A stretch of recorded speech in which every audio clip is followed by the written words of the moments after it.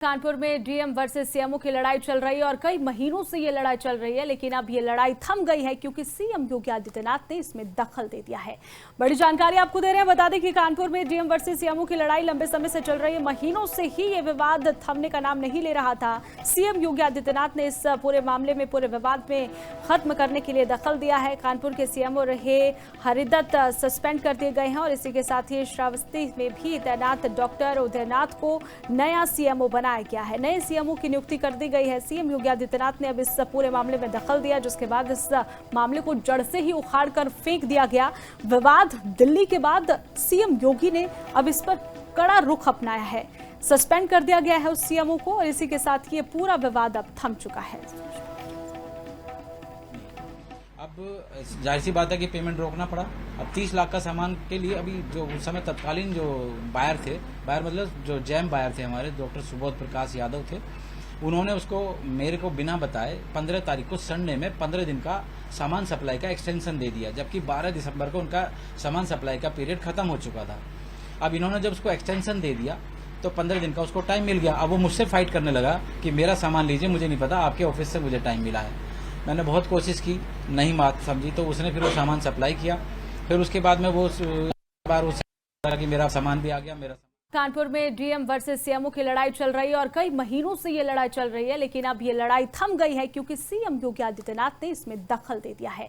बड़ी जानकारी आपको दे रहे हैं। बता दें कि कानपुर में डीएम वर्सेस सीएमओ की लड़ाई लंबे समय से चल रही है। महीनों से ही ये विवाद थमने का नाम नहीं ले रहा था। सीएम योगी आदित्यनाथ ने इस पूरे मामले में, पूरे विवाद में खत्म करने के लिए दखल दिया है। कानपुर के सीएमओ रहे हरिदत्त सस्पेंड कर दिए गए हैं और इसी के साथ ही श्रावस्ती में भी तैनात डॉक्टर उदयनाथ को नया सीएमओ बनाया गया है। नए सीएमओ की नियुक्ति कर दी गई है। सीएम योगी आदित्यनाथ ने अब इस पूरे मामले में दखल दिया, जिसके बाद इस मामले को जड़ से ही उखाड़ कर फेंक दिया गया।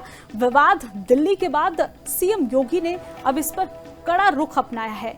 सस्पेंड कर दिया गया है उस सीएमओ को और इसी के साथ ये पूरा विवाद अब थम चुका है। अब जाहिर सी बात है कि पेमेंट रोकना पड़ा। अब 30 लाख का सामान के लिए अभी जो उस समय तत्कालीन जो बायर थे, बायर मतलब जो जैम बायर थे हमारे, डॉक्टर सुबोध प्रकाश यादव थे, उन्होंने उसको मेरे को बिना बताए 15 तारीख को संडे में 15 दिन का सामान सप्लाई का एक्सटेंशन दे दिया, जबकि 12 दिसंबर को उनका सामान सप्लाई का पीरियड खत्म हो चुका था। अब इन्होंने जब उसको एक्सटेंशन दे दिया तो 15 दिन का उसको टाइम मिल गया। अब वो मुझसे फाइट करने लगा कि मेरा सामान लीजिए, मुझे नहीं पता, आपके ऑफिस से मुझे टाइम मिला है। मैंने बहुत कोशिश की, नहीं बात समझी, तो उसने फिर वो सामान सप्लाई किया।